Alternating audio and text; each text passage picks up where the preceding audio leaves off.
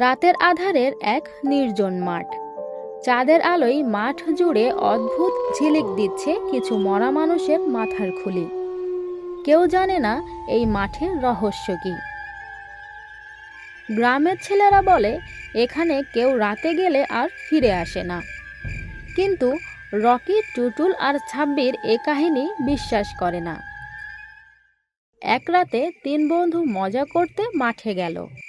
মাঠে ঢুকতেই চারপাশে শীতল বাতাস বইতে লাগলো।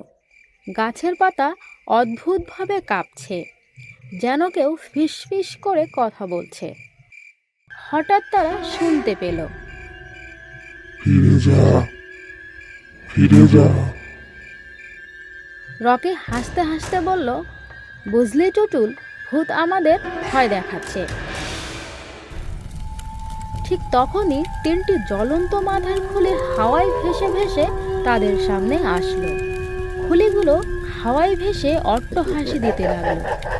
একসঙ্গে তারা বলে উঠল, আমরা সেই সব মানুষের আত্মা যারা এই মাঠে হারিয়ে গেছে।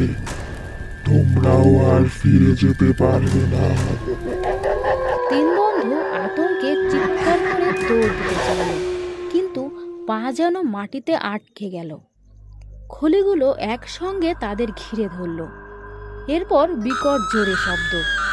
সকালবেলা গ্রামের লোকজন মাঠের পাশে রকিদের জুতা আর ছেঁড়া জামা খুঁজে পেল, কিন্তু তাদের খুঁজে পাওয়া গেল না।